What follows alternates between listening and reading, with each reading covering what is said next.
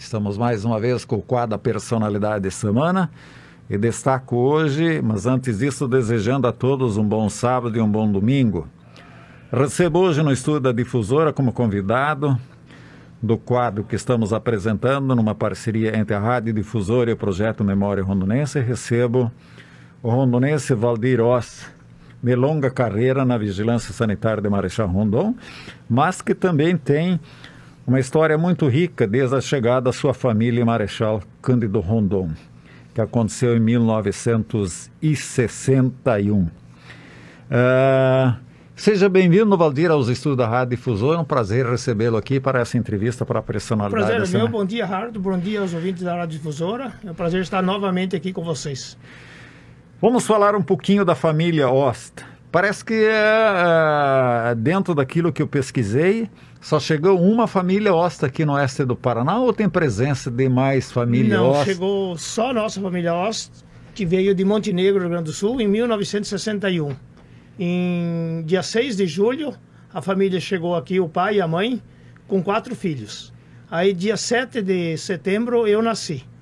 Aí, 2 anos depois, nasceu meu irmão em 1963, que é o mais novo, 2 anos mais novo, que é o Eudir. Eu já vim pronto do Rio Grande do Sul, digamos assim. Ah, já? Tua mãe estava grávida? Estava então grávida. Vocês chegaram em julho, ela estava grávida há 7 meses, né? Estava grávida de 7 meses. Tá. Recorda, assim, por que da opção da Quinta das Seleções? Daí a gente veio morar aí na frente de onde é que hoje é o cemitério municipal, numa chacrinha que hoje é do Unimafra. A gente veio morar e na Quinta das Seleções, que é na entrada do Lira, que hoje é a associação da Copel. Isso. O meu pai montou um comércio, que era um armazém de secos e molhados. É uma casa comercial. Uma casa comercial, né? De secos e molhados, que vendia de tudo um pouco, né? Atualmente muitas pessoas não conhecem a história da Quinta das Seleções, mas foi uma localidade, uma linha, um núcleo rural muito forte, inclusive a casa comercial do teu falecido pai, da tua mãe, também falecida, e também teve uma escola municipal, tantos moradores que tinha e tantas crianças que tinha para a idade escolar, que comportou uma escola na Quinta das Seleções. Hoje pouca gente sabe dessa existência dessa escola, mas você pode dar melhores referências. Você começou a estudar aí com 7, 8 anos, não sei se você frequentou essa escola. Veio para cá com 8 anos. 8 anos. Isso.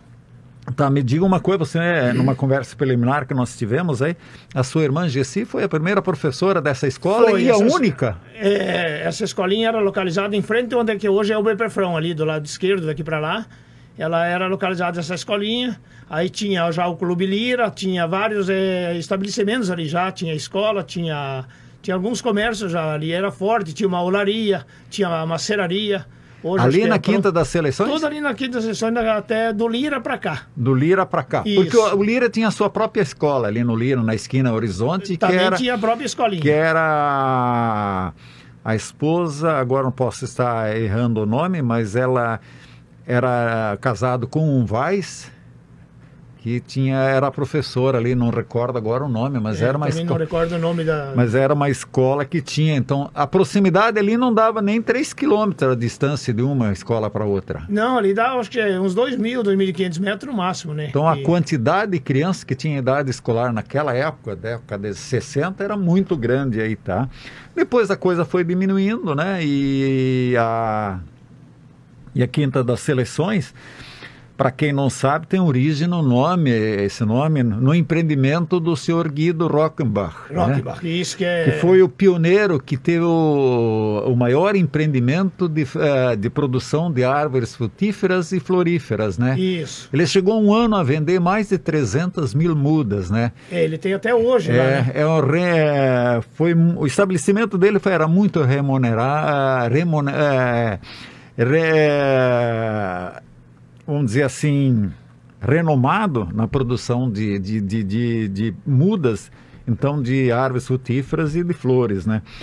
Depois, por questão de vigilância fitossanitária, ele não pôde mais dar continuidade ao grande empreendimento, do qual ele tem muito contato com o seu Guido, pouco agora incendido por causa da pandemia, né, que a gente não pôde mais se visitar, mas ele tem uma estima muito grande por esse cultivo, essa prática do cultivo e da preparação de plantas para a reprodução e cultivo em pomares e jardins, né?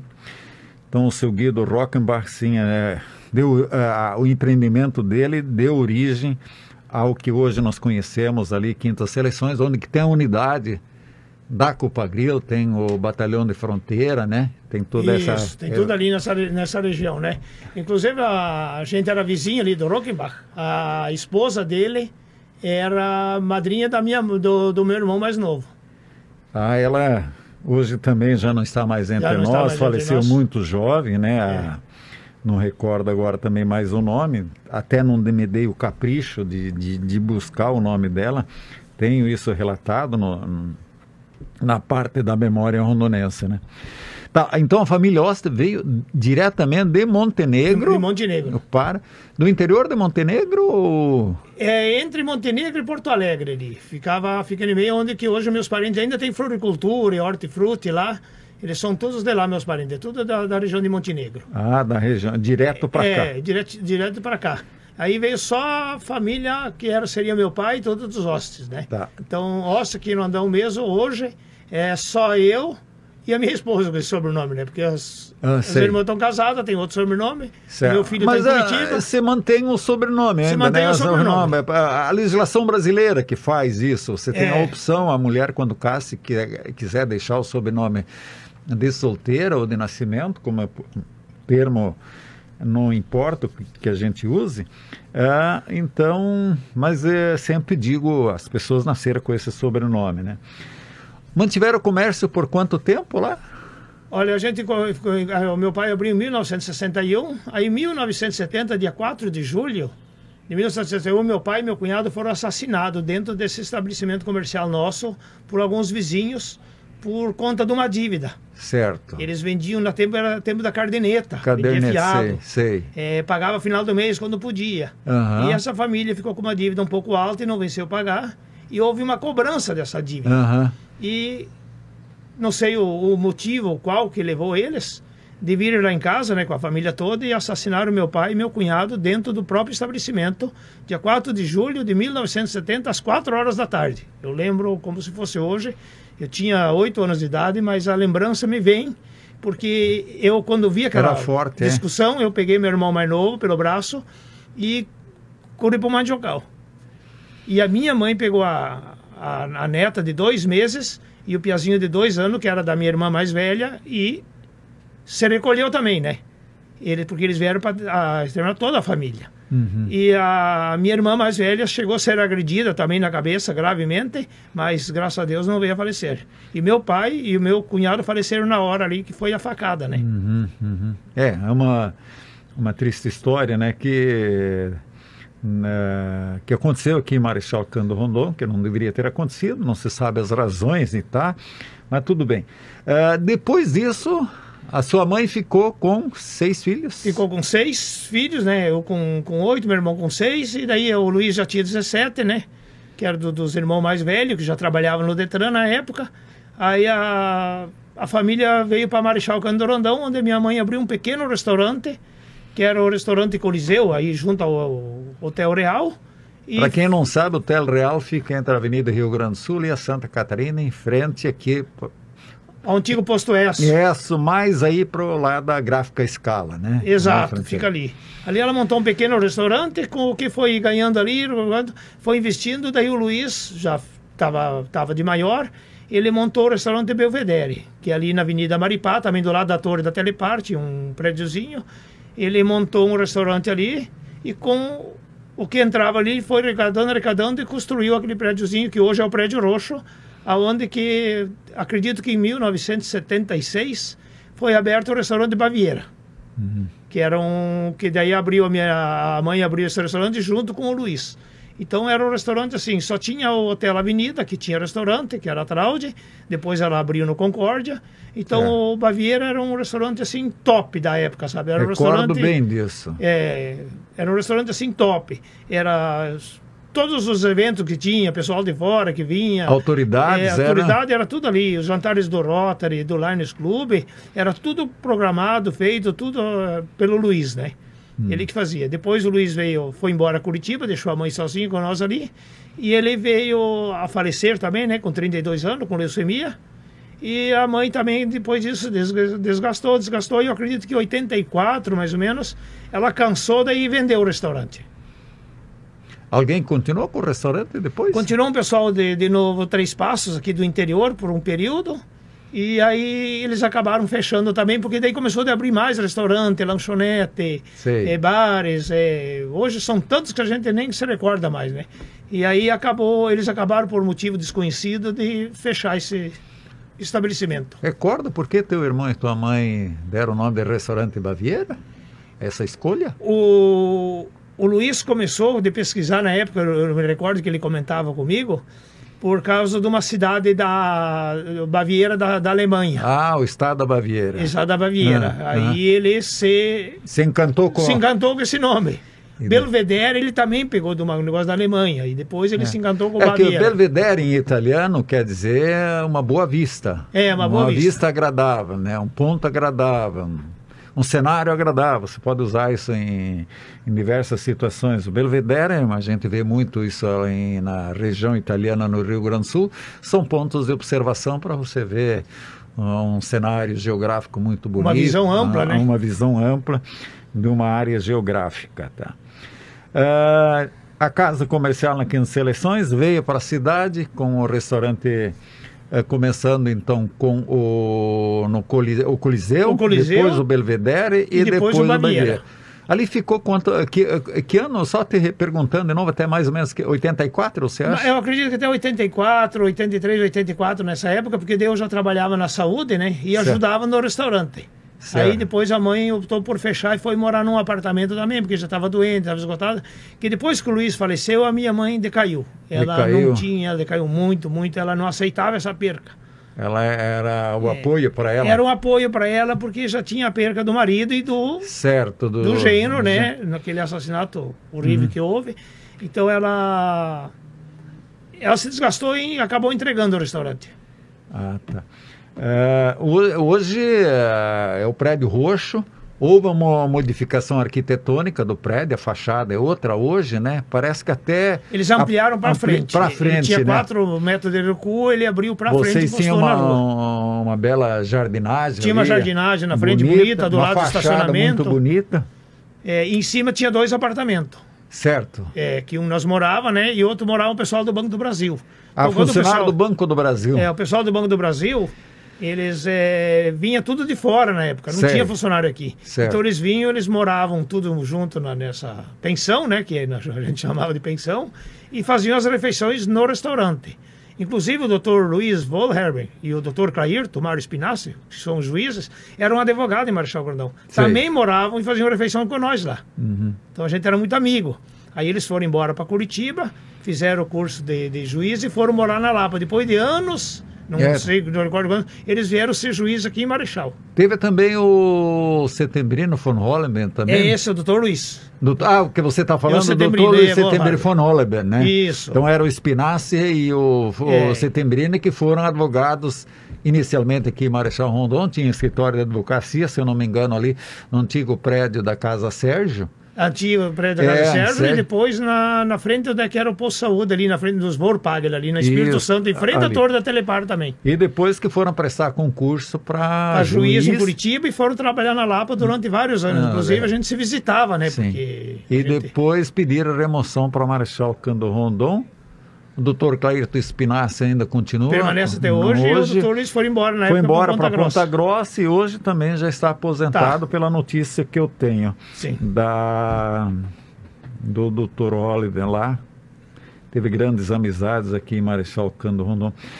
Valdir, você fez carreira na Vigilância Sanitária de Marechal Rondon, ingressando inicialmente na Prefeitura. Conta um pouquinho dessa história tua para chegar a integrar a Vigilância Sanitária. A gente tinha o Baviera ali e ao lado tinha uma salinha sobrando e o doutor Nori Potter, que era dentista na época, pediu para o Luiz, alugou a sala para montar um consultório dentário. Certo. E ele era secretário de saúde na época.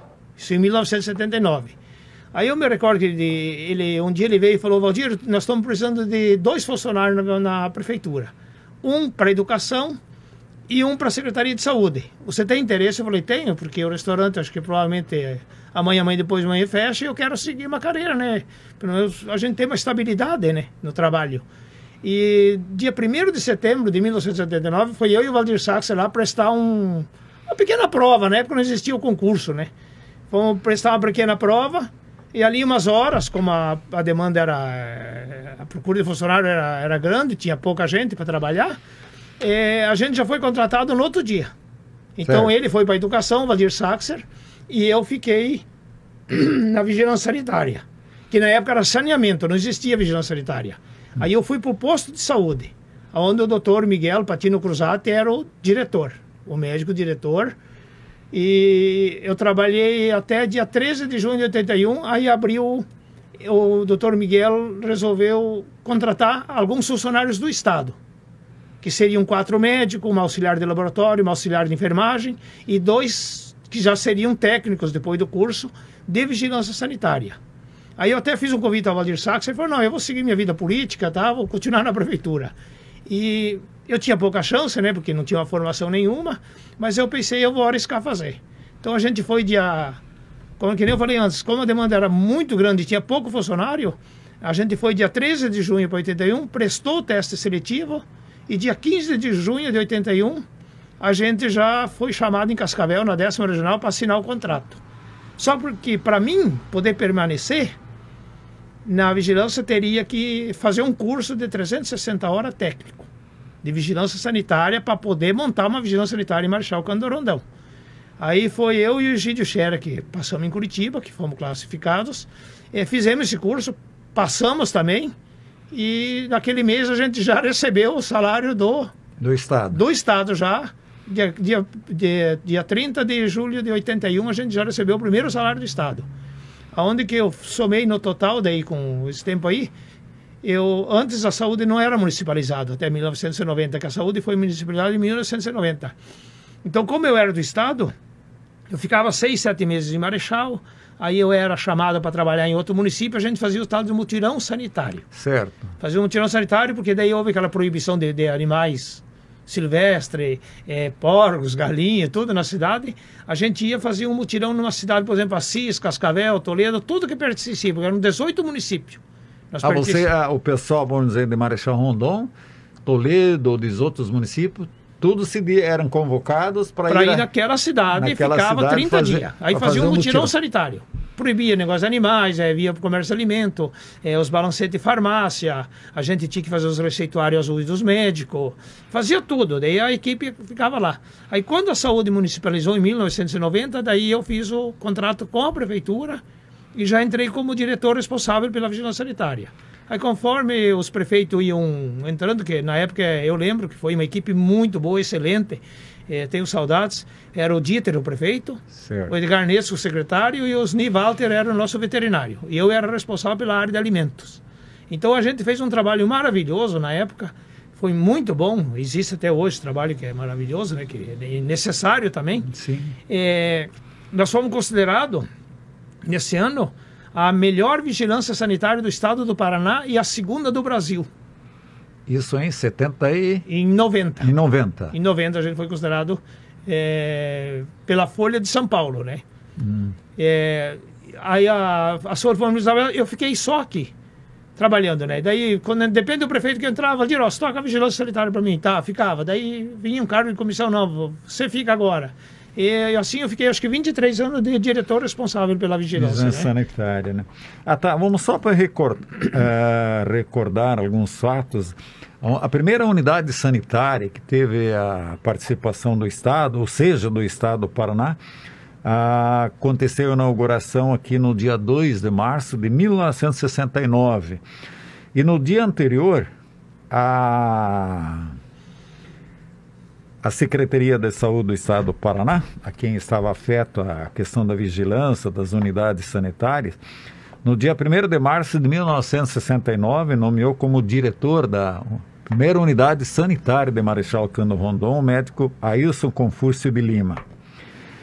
Aí no dia 3 de setembro de 1969, ele veio baixar uma nota, né, proibindo a criação de porcos na área urbana de Marechal Cândido Rondon. E essa proibição gerou um monte de protestos, né? Tudo indica, porque na sequência, em 76, a prefeitura emitiu a nota pedindo providência da população, cuidado com a questão sanitária na cidade. Você depois vai me entrar se essa coisa de fato aconteceu, a proibição foi imediata ou o pessoal não atendeu. Mas antes quero só destacar alguma coisa. Em 76, a prefeitura emitiu uma nota, né, esclarecendo sobre o código de posturas que todos deveriam cumprir. E entre esses itens aí enumerados pela nota, diz o seguinte: os moradores são responsáveis pela limpeza do passeio e sarjetas fronteiriças à sua residência. O item 6, a lavagem ou varredeira do passeio e sarjeta deverá ser efetuada em hora conveniente e de pouco trânsito, sendo a hora conveniente as que seguem após o expediente comercial. 7, é absolutamente proibido, em qualquer caso, varrer o lixo, os detritos sólidos de qualquer espécie, para as valas dos logradouros públicos. E aí no 8º tem o proibido fazer varredura no interior dos prédios, dos terrenos e dos veículos para a via pública, bem assim despejar ou atirar papéis, anúncios, reclames ou quaisquer detritos sobre o leito dos logradouros públicos. Vamos voltar lá da criação de porcos. 69, proibiu, acabou. Foi um decreto que a prefeitura criou e pôs no código de postura. Certo. Que seria proibidos qualquer tipo de animais, né? Porcos, galinha, vaca, tinha muita, porque tem até hoje, né? Sim. Ainda em chacrinhas encostadas, que é difícil para tirar. Então isso criou uma polêmica tão grande que em 1900... Deixa eu só te interromper um pouco. A criação de animais domésticos nas chacras em torno da cidade também é proibida? Aonde existe um núcleo de população muito grande mas como essa pessoa já está instalada antes, que se criou esse núcleo de população, a prefeitura tem que indenizar, então existe uma dificuldade muito grande para tirar essas pessoas, né? Então elas, com a própria consciência, elas vão vendendo essas chacrinhas e hoje é tudo loteamento, né? Que nós temos mais de 80, 90 loteamentos novos em poucos anos aqui em Marechal Rondon. Então, na época, o que você falou do lixo, não existia asfalto. Era toda estrada de chão, então tinha as valas que a prefeitura abria e fazia os buracos para escoar água. Então, onde é que a captação de número 1 hoje, que é em frente à Reverol ali toda a água do centro da cidade caía dentro de um buraco ali. Ficava aquela água parada, né? Até ela infiltrar. Então, não podia jogar papel, não podia fazer queima de papel já. Aí, como não gerou muita polêmica esse negócio de criação de animais, a prefeitura própria estipulou, então, que a pessoa podia ter até 4 galinhas num lugar limpo, alto do chão. Manejado, vamos dizer, em termos manejado, um lugar e tal. Mas sabe que muitos não cumpriam, né? Então era um problema seríssimo, até hoje ainda. É um problema? É um problema, inclusive nos municípios pequenos aqui hoje, nós temos um problema muito grande com isso. Porto Mendes, Guiporã, Jardim, essas pessoas antigas que já vêm de ter aquela galinha, aquele frango caipira em casa, aquele ovo colhido ali, para ele, é que nem hortaliça. Ele não quer se desfazer. Entende? Só que daí tem vizinho que não aceita. Então essa que era a briga. Então em 1974, o Estado colocou no Código de Postura do próprio Código Sanitário do Estado proibindo a criação de animais. Aí depois de, acho que 86, 88, com a nova Constituição, a gente começou a fazer esses mutirão sanitário para ir fazer limpa. Chegava, dava 30 dias, o que não tirava a gente aprendia. Ali surgiu a polêmica grande. Ali que foi o protesto maior. Ali foi o processo maior, porque a gente teve que aprender vaca, galinha, cavalo. Aí era ameaça de morte, era o prefeito.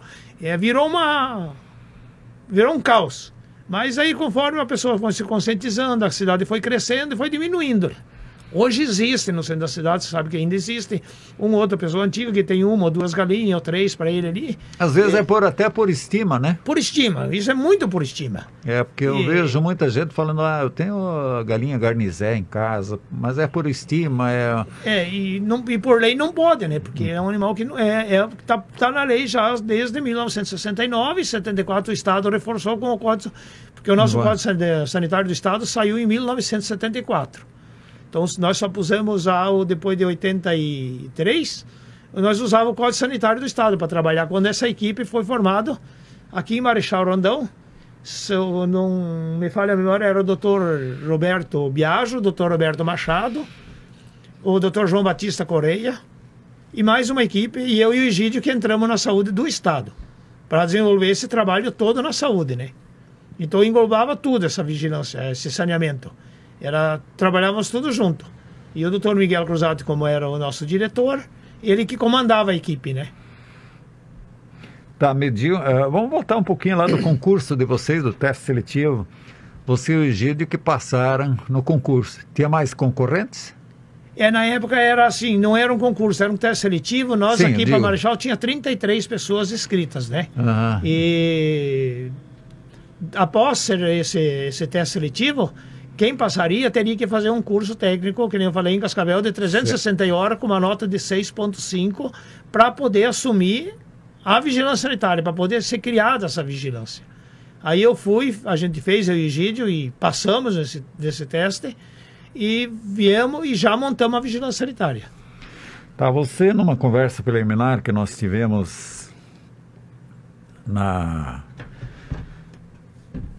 pré-entrevista, né, que é preparatória para a entrevista, você me confidenciou que em questões de açougues e mercearias que tinha em Marechal Rondon, hoje não temos mais açougues isolados, estão em mercearias, estão em supermercados, né? Mas teve um período aí que a Marechal Rondon, a cidade, acho que tinha 8 açougues, e a somatória, ainda juntando Quatro Pontes, Pato Bragado, Entre Rios e Mercedes, e as outras sedes distritais do município, parece que tinha mais de 23 açougues. Na verdade, somando tudo, Porto Mendes, pra você ter ideia, tinha 3 açougues e 3 peixarias. Forte, boa, vendia bem para toda a região. E aqui em Marechal nós tinha 8 açougues, isolado de qualquer mercado, mercearia, tudo. Aí depois abriu-se o mercado área e foi baixando. Mercearia, nós tinha 43 mercearias. Nós chegamos uma época, nós chegamos a ter 43 mercearias. Os cachorro-quente também, tinha 3, quando nós fomos ver tinha 42. Sabe, 42. Foi migrando, foi liberando, a prefeitura não tem como proibir a alvará, desde que tenha um distanciamento, né, de 100 metros, não pode proibir, né? Então, quando viu, é que nem o Suei hoje. Explodiu. Então, depois que o tempo foi abrindo os mercados, foi colocado carne em promoção, aí o cara ia no mercado comprar uma coisa, já pegava uma carne, que nem hoje. Hoje, se o cara, eles põem a carne em promoção, porque o cara chega lá hoje, ele vai pegar 1 quilo de carne, ele não leva só aquele quilo de carne. Ele já vai levar um arroz, já vai levar um óleo, já vai levar um carvão, já vai... Então, foi acabando, foi extinguindo esses estabelecimentos aí. Eu lembro que Pato Bragado, Entre Rios, Quatro Pontes, todos eles tinham açougue forte. Até eu não esqueço hoje, um açougue muito bom, era muito forte, era o açougue do Paulo, do Sérgio, o do Seno Kempfer, do Walter Kempfer. Eram tudo açougue que eram assim, que vendiam bem na época. Eu me recordo dos açougues do Forpag, que tinha um na antiga rodoviária, no Bar Floresta, seria hoje em frente ao Banco do Brasil. Exato, ali tinha um. Tinha outro açougue aqui na Independência, entre Rio Grande do Sul e a Minas Gerais. Era um açougue que também tinha. E parece que tinha um também em frente ali da torre da Oi hoje, da telefonia ou não? Tinha um ali, tinha o do Bola 9. E tinha também ali na Rua Mendesá. Na Rua Mendesá, tinha um na Pernambuco, quase esquina com a Independência também, que não recordo o nome agora. Tinha o açougue forte. Eram vários açougues. Certo. Era assim, a venda era, o pessoal quase não abatia muito em casa, sabe? Depois também se criou o pessoal começou a debater muito em casa, sabe? Certo. E depois foi proibida a lei que não poderia expor à venda nenhum tipo de produto sem a devida inspeção, né? Que na época não existia a inspeção federal, estadual, municipal, né? Hoje é o SIM, né? Sim. É o Serviço de Inspeção Municipal, SIMPOA, Produto de Origem Animal. E o CIP, que é Paraná, e o CIF, que é federal. Hoje eles unificaram tudo. Hoje existe o CISB. Então você abre um abatedor, um frigorífico de peixe, de aves, qualquer frigorífico, você cria o CISB. E aí você vende e exporta, faz com o produto que você quiser. Você tem a noção hoje de quantos, vamos dizer, açougues dentro de supermercados existem, mercearias, na região de Marechal Cândido Rondon? Olha, os que tem mercado tem açougue hoje. Tem açougue. Mercearia também? É mercearia também. Hoje tem os mercados da Copagril, o Weiman, o Rimava, os dois Almayer. Aí tem o Vink, tem mais o outro ali em cima, o Marinel. Certo. Então todos eles têm açougue hoje. Então eu acredito que tem uns 10 a 12 que tem açougue hoje junto. Outro fato que você me narrou para a nossa conversa preparatória, para a nossa entrevista, você foi entregador de vacinas, né, em todo o município de Marechal Cândido Rondon, e você me confidenciou em quantas escolas foram entregues vacinas. Aí você faz uma comparação do número de escolas da época em que você entregava a vacina e hoje quantas escolas ainda existem dessas nas quais que você entregava a vacina? É que assim, a gente fazia um mutirão, quando tinha a campanha da SEIB, a gente tinha que fazer um mutirão, a Copagril, o SAI, a prefeitura arrumava um carro para nós, motorista, porque nós não vencia entregar, então era Pato Bagado, Entre Rios, Mercedes e Quatro Pontes. Nós tínhamos 117 escolas, como eu me recordo, até hoje que eu estava vendo esses tempos meus documentos. Então a gente entregava no sábado, fazia o dia todo a campanha. De manhã a gente entregava, meio-dia passava a Aripuia, porque era tudo na caixinha de isopor, com gelo, né? Não tinha a tecnologia de hoje. E à tarde recolhia. Então a gente fazia esse mutirão em 117 escolas. Quando formou o Lago de Itaipu e caiu os municípios fora, os 4, eu lembro que baixou para 70 e poucas escolas. Aí foi caindo, foi fechando, que nem linha Hermann, Cinco Canto, São Roque, só ali naquela areazinha ali já tinha 3 escolas. Aí São Bernardo, um pouquinho antes, tinha outra. Margarida já tinha outra escola. Aqui no Guarani já tinha outra escola. Então só ali já tinha... A Rodrigues Alves, eu não esqueço. Só tinha 5 escolas. Então, fechando. Por fim, hoje só existe mais 7 escolas. No interior? No interior, que seria... Tem os colégios em Marechal Rondon, né? Tá, sim. Vamos excluir a sede municipal. Tá. Hoje tem só Novo Três Passos, Novo Horizonte, Iguiporã, São Roque e Margarida, que tem escolas hoje, municipais. O resto, no interior, fechou tudo. Fechou. Parece que a operacionalização do ensino no município se facilitou concentrando as crianças nas sedes distritais através do transporte escolar. Isto por causa do êxodo rural, né? Poucas crianças no interior. Poucas crianças no interior, né? E as famílias, no início, eram maiores, né? Certo. Tipo a família da minha esposa, eles são em 11 irmãos. Certo. Então, na época tinha escolinha ali pertinho, né? Até o meu sogro, na época, atrás do aeroporto ali, ele cedeu uma parte da terra. Da área de terra lá. De terra para construir uma escola. Certo. Então ali já tinha uma escolinha, logo para baixo já tinha mais outra, já tinha o Guavirá. Tinha o Boa Vista. A linha Boa Vista.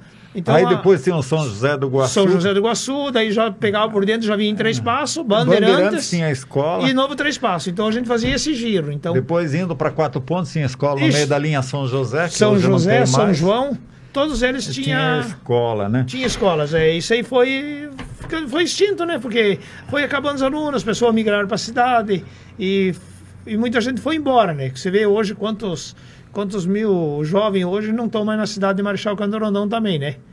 E muita gente daqui migrou para o Mato Grosso, Goiás, muito Bahia. Hoje, até no entorno de Brasília, tem rondonenses morando, tem na região do Triângulo Mineiro, tem rondonenses morando, que a opção da cultura da soja e do milho levou essas pessoas, porque deu a possibilidade de adquirir áreas maiores que eles não teriam condições de comprar aqui, né? Bem, você me contou o fato aí antes, já fez a situação, vamos só rebuscar um pouco isso. A tua opção pela vigilância sanitária e o Valdirzinho pela opção pela política Te confidenciou, você fez o concurso, pediu para ele também fazer, ele disse, não, quero ser vereador. Na época daí, isso foi em 81, né? Eu fiz um convite a ele, que a gente ficou amigo, a gente não se conhecia, ele morava no sítio. E aí eu fiz um convite, falei, olha, vai abrir um negócio do Estado, assim, e precisa de funcionários, vamos fazer? Ele falou, não, eu opto pela educação, eu vou ficar aqui na educação, eu vou seguir uma carreira política. Aí eu fui sozinho para fazer o... Vocês tinham mais ou menos que idade na época? Olha, isso foi, eu tô com 60 anos, foi em 83. 83? 27 mais 21? 40 e... Quase 50 anos. Quase 50 anos. Que aconteceu isso, né? Então, que nem eu trabalhei, daí contando a prefeitura junto ao Estado, eu fechei minha aposentadoria com 38 anos, 2 meses e 12 dias, para ser exato. Aposentou no ano passado? Retrasado. Retrasado em 2019. Eu tive um probleminha de saúde, daí o Edson Vaz era o nosso diretor da Paraná Providência, eu mandei uma mensagem para ele, falei, ó, já passou meu tempo de aposentadoria, 2 meses, aí eu não queria parar. Certo. Eu queria continuar, porque eu estava trabalhando no município de Mercedes, que eu gostava muito de trabalhar lá. Aí, como por problema de saúde, eu acabei aceitando a aposentadoria, né? Uhum. E saiu logo também, e me aposentei. Porque em 2014 eu optei por trabalhar em outro município, né? Certo. Eu não sei daqui.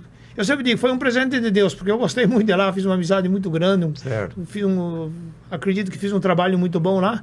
Eu liguei para a prefeita, ela me chamou para uma reunião. E no mesmo momento eu já fui contratado, já fizeram a transferência. Outro dia eu já estava trabalhando em Mercedes, em 2014. Até 2018. Daí 2018 fechou meu tempo e eu pedi aposentadoria. Valdir, na tua longa carreira como agente da Vigilância Sanitária, quais as maiores dificuldades que você encontrou, ou os pontos mais nevrálgicos, mais, vamos dizer, entre aspas, doloridos, aquilo que era difícil resolver? Qual foi o ponto assim mais difícil? Um dos mais difíceis, assim, um dos piores que tinha, era você chegar e tirar, por exemplo, um animal silvestre, ou senão, junto com a Secretaria de Agricultura, que na época não existia a Força Verde, né? Certo. Era o IBAMA e a Secretaria de Agricultura. Fazer o trabalho conjunto de ir lá tirar um pássaro de uma casa, ou tirar de uma pessoa de 60, 70 anos de idade, que hoje já nem estou mais no meio de nós aqui, tirar uma dúzia de galinha. Isso era o troço mais dolorido que tinha, porque a pessoa chorava, ela entrava em desespero. Teve pessoas que foram internadas por causa disso, porque ela se apegou, era uma estima, era tratar aquele bichinho, era pelo prazer, não pelos ovos, mas pelo prazer de tratar aquele bichinho deles, tem uma ocupação. E a gente tinha que chegar, porque o vizinho reclamava, fazia reclamação por escrito, e você não ia para o Ministério Público. Como estava no Código de Postura e no Código do Estado, a gente era obrigado a ir lá, dar 30 dias, se não tirava, a gente ia lá com a polícia e recolhia. Criar uma situação assim... De constrangimento. De constrangimento ruim, sabe, pra gente, porque você se sentia mal. Outro dia você encontrava essa pessoa na rua, ela dava de dedo em você, sabe? Então era uma coisa chata. E aí tinha essas partes que era muita mercearia, muito mercadinho pequeno, o giro de produto era pouco, e você tinha que chegar lá, às vezes, tirar 2, 3 carinhos de mercadoria vencida, e na frente da pessoa ali você está contando o produto, discriminando, marcando para inutilizar. Na presença de clientes. Na presença de cliente, porque você não tinha como fechar o estabelecimento ou fazer fora de hora, porque já na norma não proibia, né? Então era constrangedor você chegar. Você chegava num, que nem aconteceu em várias mercearias, você chegava lá, dá uma olhadinha na câmara fria, tinha 2, 3 porquinhos pendurados lá, de onde é que veio? O cara não falava. Não falava da origem. Não falava da origem, não tinha nota, não tinha carimbo. O que a gente tinha que fazer? Aprender. Tinha que aprender, ir lá no lixão, levar a polícia junto, de testemunha, eles assinar o laudo com nós, tinha que ser aterrado. Ia para o aterro sanitário. Entende? Então era uma coisa assim, era difícil trabalhar, é complicado, né? Complicado, trabalhoso. Era trabalhoso e dolorido, né? Que eu lembro, certo, no mercado uma vez, a gente chegou no mercado, tinha 70 quilos de pintado, tudo fresquinho, certo. Sem nota, sem inspeção, sem nada. E o promotor estava junto conosco, que muitas vezes o promotor acompanhava nossas visturinhas. E ele falou, Valdir, faz o laudo de apreensão e leva tudo no aterro, eu vou acompanhar. Ora, aí a gente pensava assim, aquelas crianças passando fome, e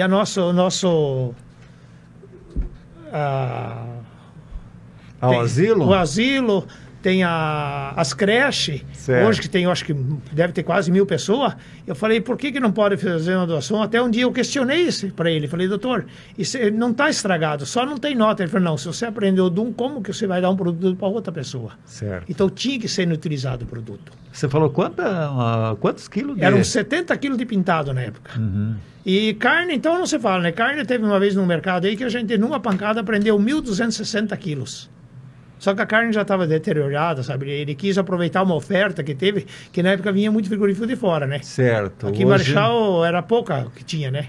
Que abatiam os animais. Abatiam, mas era tudo clandestino, né? Certo. Tinham aqui no Arroio Fundo, tinha os Vorpagel, tinha... Os Vorpagel depois tinham o matador aí tudo organizadinho. Depois aí conforme a gente foi notificando, foi melhorando, a própria prefeitura foi cedendo projeto para eles, funcionário para fazer inspeção. Porque depois eles eram referência no abate de animais. Hoje ainda eles têm uma central de carne muito grande. Nossa, porque era...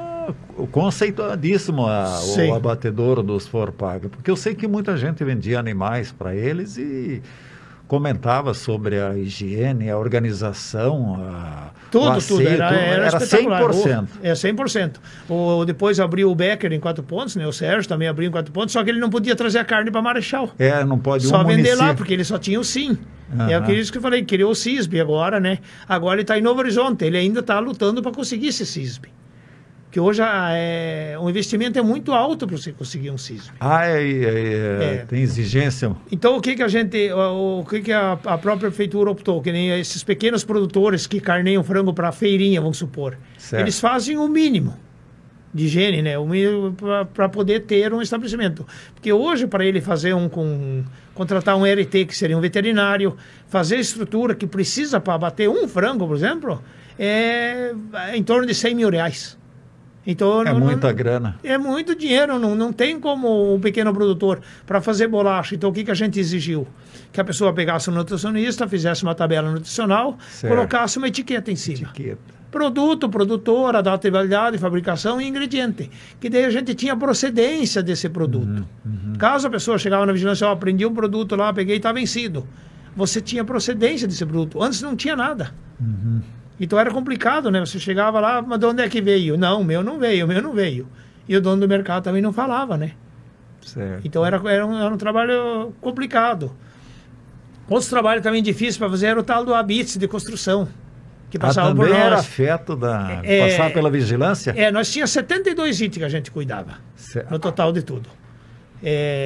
Tabela, uma pauta meio grande, né? É muito grande, porque tipo assim, a gente fazia o controle da raiva.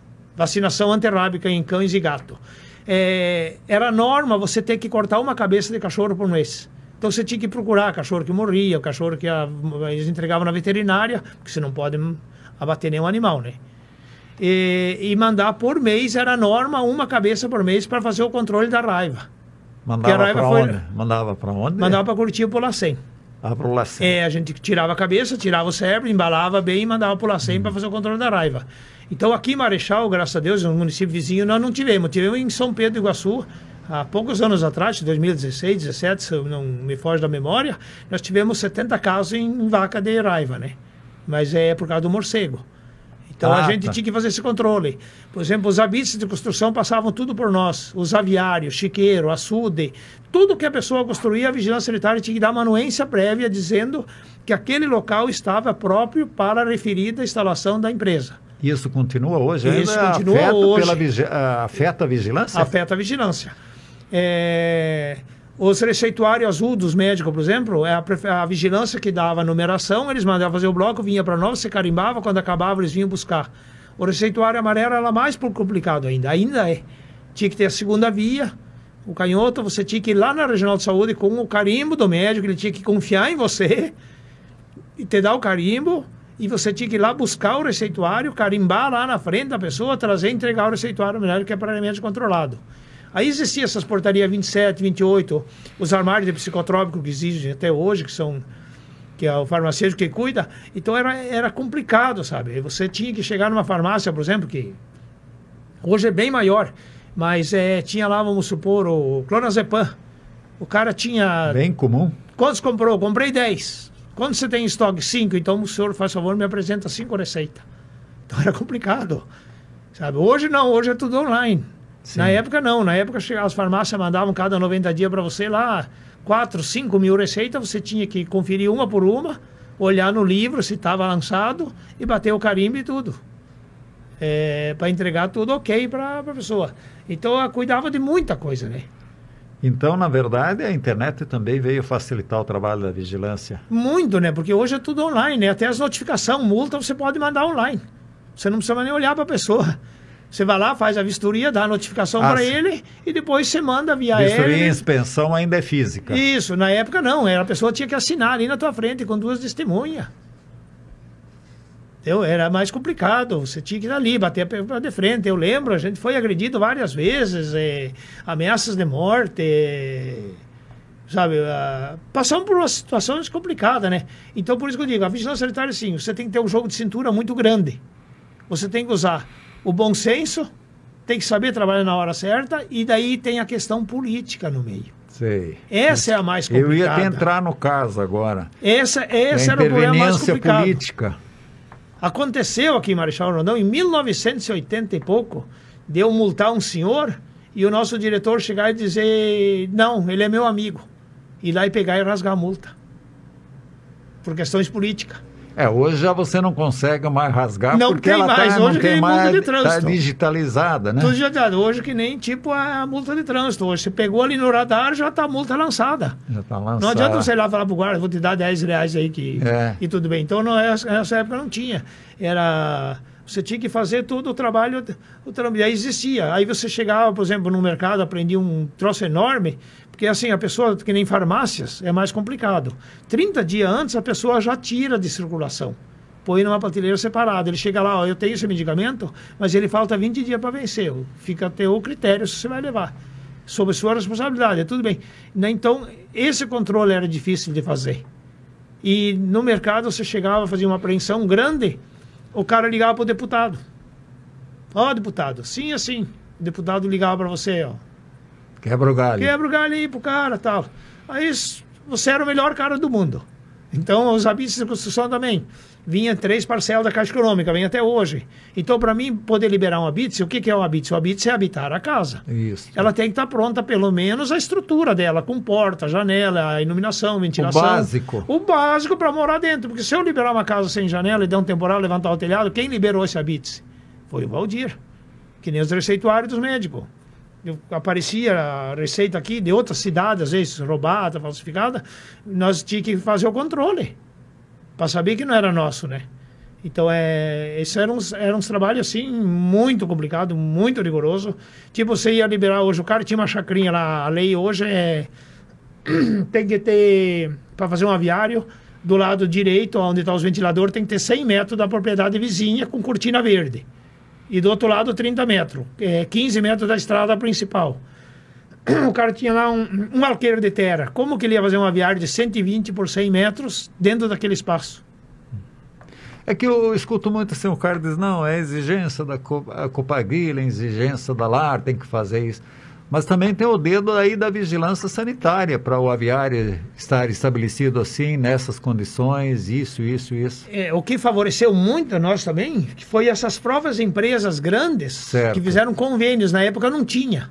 O cara pegava, construía um frigorífico lá, um abatedouro, ele construía, ele vendia para quem ele queria, podia vender de casa em casa. O leite era tudo em garrafa PET, depois foi proibido.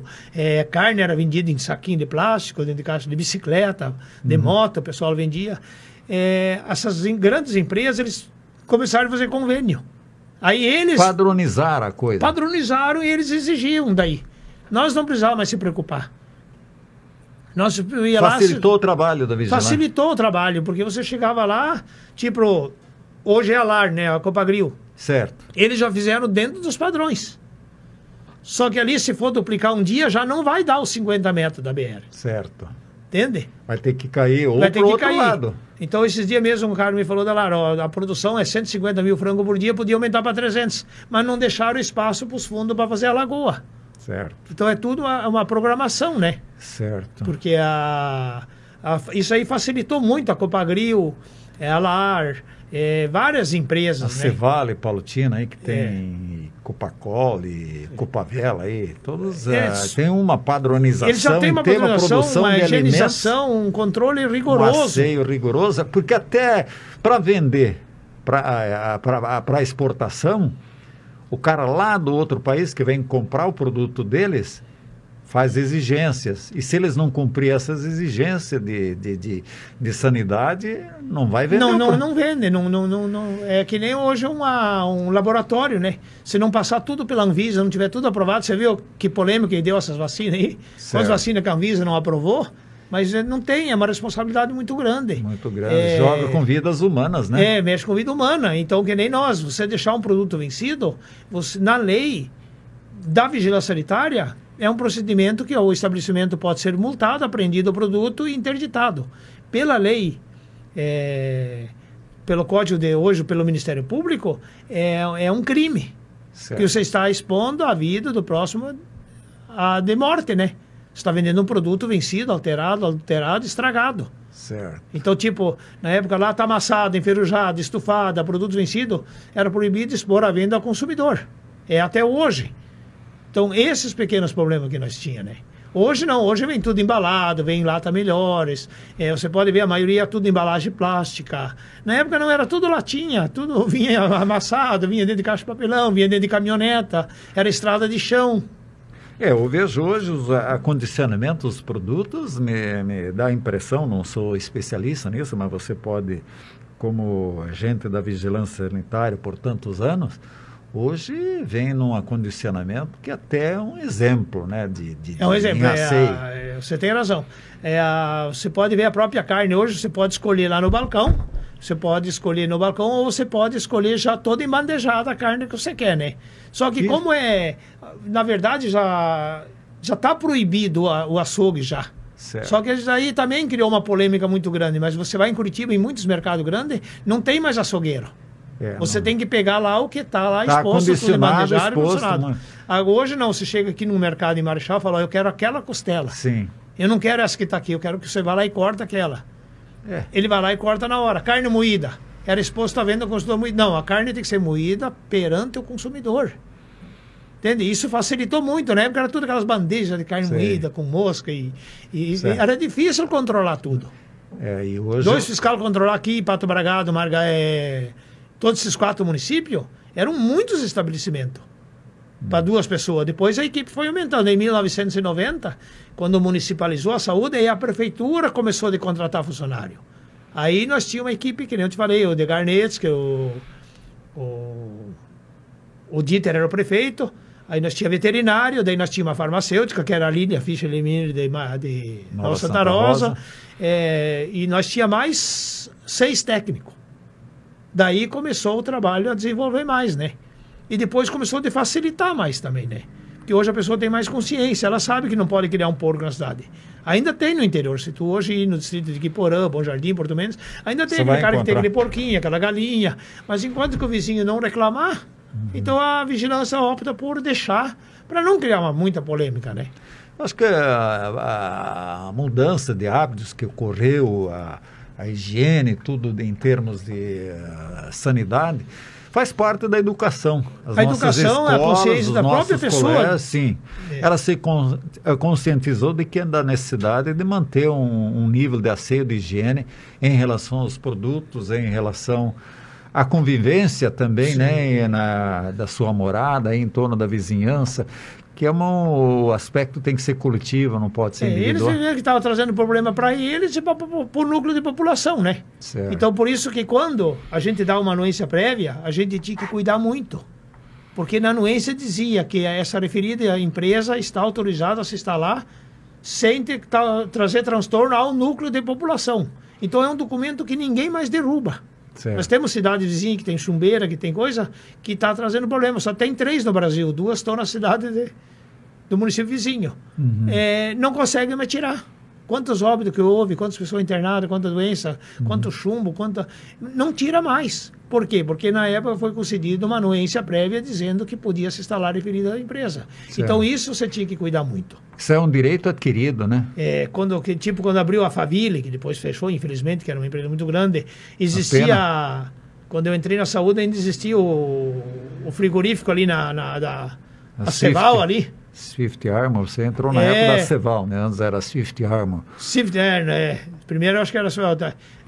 Então você fazia inspeção de carne ali, mas era para vender dentro de Marechal Cândido Rondão. Certo. Não podia sair. Até hoje não pode, né? Quem eu falei, existem os 3 órgãos, né? Que fiscalizam. Mas facilitou muito, facilitou bastante. A própria... A demanda não é mais tanto, né? Deu agora muito trabalho para a vigilância esse negócio da pandemia, né? Certo. Isso aí causou um transtorno bastante grande, né? Uma correria, multa, Porque é chato você chegar num estabelecimento e multar a pessoa. Ah, com toda certeza. É constrangedor. É constrangedor, porque você chega ali, ó, que nem uma pessoa. Eu sempre brinco, sempre falo para meus amigos, e até esse dia uma pessoa da sociedade aqui, o empresário bem sucedido, que eu faço parte do clube de tiro, que a gente participa. Certo. Ele falou, pois é, Valdir, você trabalhou 38 anos ali, graças a Deus a gente não veio falar nada. Eu falei, não, graças a Deus, eu ando de cabeça erguida dentro da cidade. Fez a coisa tranquilo. certa. Claro, a gente podia ter feito mais, se pudesse, né? Mas o jogo de política, como eu falei, tem que ter muito grande um jogo de cintura por causa da política. Mas pelo menos eu... Fez um bom trabalho. Acredito que fiz um bom trabalho. Cumpriu o dever. Eu falei ontem com a secretária de saúde de Mercedes ainda, e a mulher do Wilson Martins, eu falei, não, Valdir, o trabalho que você fez aqui foi maravilhoso, foi muito bom. Trabalho que não tinha sido feito ainda, município pequeno, né? Certo. Mas eu falei, podia ter feito mais, mas existem as questões política, financeira da pessoa, a questão da idade, que nem eu falei antes, de tirar um franguinho de uma pessoa de 74 anos. É uma situação difícil. É difícil. Então, se você chegasse numa casa lá, liberasse uma bit, se a pessoa diz, Valdir, me quebra que eu preciso da segunda parcela, que às vezes ele pegava até o dinheiro para outra coisa, você liberava, você era o melhor cara do mundo. Mas se você não liberasse, você era o pior do mundo. O pior do mundo. Ele ia lá no prefeito, ele falava mal de você. Agora, que nem sempre brinco, né? Você faz 1000 coisas boas, ninguém reconhece uma errada. Agora, alguém chegar no prefeito e dizer, olha, o Valdir fez a coisa certa, que legal, ninguém parabéns. É difícil. O trabalho público não é reconhecido hoje, infelizmente. Eu vejo o seguinte, Valdir. A pedra no sapato é a vigilância sanitária. E ela era pontuda até certo tempo atrás. Hoje parece que, com a conscientização, a pedra no sapato se arredondou da vigilância sanitária. Para qualquer administração, é uma pedra no sapato a vigilância sanitária ou não? Na época era, que nem você falou, arredondou, porque o pessoal foi se conscientizando. Se você chegar numa farmácia hoje e pedir um remédio tarja preta sem receita, o cara não vai te vender. Não vai vender. Porque ele sabe que ele vai pagar uma multa, ele pode ir preso, ele vai se incomodar. E aquela vez não, vinha de laboratórios, esses viajantes entregavam, representante comercial que chamava. Certo. Eles compravam das empresas, dos laboratórios e vinham vender. Então não tinha um controle tão grande. O cara comprava 20, 30, deixava lá 5, 6 escondidos, tudo bem. Hoje não faz, porque hoje é tudo lançado no sistema. Certo. Não tem como ele comprar a parte 10, que nem eu falei antes do clonazepam, vamos usar um exemplo, né? Discosplan. Ele vai ter que comprar 10 e lançar 10. Ele não tem como comprar 5 a parte mais. Valdir, a gente podia estender a conversa, mas a gente tem um horário a cumprir. Tire algumas coisas ainda para pedir para ti do restaurante Baviera, vou aproveitar rapidamente. Qual era o prato preferido de quem ia almoçar no restaurante Baviera na época? Olha, vocês trabalharam à la carte, né? Não, na época era o bifezinho que era servido tudo na mesa, tudo em travessinhas. Individual, tudo individual, o feijão, o arroz, a bisteca. Levado na mesa. Tudo levado na mesa em travessia. Não existia buffet, não existia à la carte. Tá. Não, era tudo o comercial que chamava. Tá. Depois a tua mãe passou à la carte com o Baviera. Depois o Luiz passou à la carte à noite, né? Só. Certo. Mas era sempre, geralmente, era aquela comida na mesa. Vinha lá o rótulo, lá de clube, vinha toda aquela salada, vinha tudo em travessas separadas. O carro-chefe do restaurante sempre foi o tal do omelete. Hoje eu falo com as pessoas antigas, eu falo assim, aquela banana milanesa lá do restaurante da tua mãe. E aquele omelete de Baviera. Eu me recordo que os viajantes que vinham de Cascavel, Foz, vender aqui, eles tinham algumas empresas grandes já, eles levavam a sopa da mãe junto, que não existia marmitex, dentro de travessa de plástico para levar para a esposa que estava grávida da cidade. Tinha uma sopa de entrada. Que curiosidade histórica. Muito interessante. Era assim, a sopa era... Carro-chefe? Era uma coisa boa. E na comida, o tal do omelete e a Era banana o carro-chefe. Hoje eu falo com as pessoas ainda, Baviera, lembra, Valdir? Sim. As pessoas, eu lembro na época do deputado Ademir, do Hélio Rusch, do Ariovaldo Bier, esse pessoal veio em 77, 78, eles vieram tudo para Marechal, eles iam tudo lá. A gente não lembra todos dos nomes, né? O Jacob Brescianini, isso eram os clientes fiel de todo final de semana e almoçar lá. O que eu me lembro bem é do seu Gaza. O seu Gaza que eu encontrava muitas vezes almoçando lá. Ele fazia, praticamente, ele jantava todas as noites lá. E almoçava muitas vezes também. Sim, ele sempre sozinho, sempre ele... Ele e a mesa. Ele e a mesa dele, eu recordo dele. Tá. Ele sentava, fumava, dava 3 pitadas no cigarro, apagava e deixava ali. Recordo dele muitas vezes no restaurante. Valdir, eu agradeço por atender o nosso convite para essa entrevista. Foi muito importante que você nos trouxe aí em termos de história, né? Principalmente da origem da tua família, da casa comercial, da Quinta das Seleções, que a gente conseguiu falar, e também das situações vividas e de todas as reminiscências aí da vigilância sanitária em Marechal Rondon. Só para fechar, o que você gostaria que acontecesse nos 5 anos em Marechal Rondon, que ficasse assim um marco na história? Eu acho que a primeira coisa que teria que acontecer é essa pandemia, dar um fim nessa pandemia, né?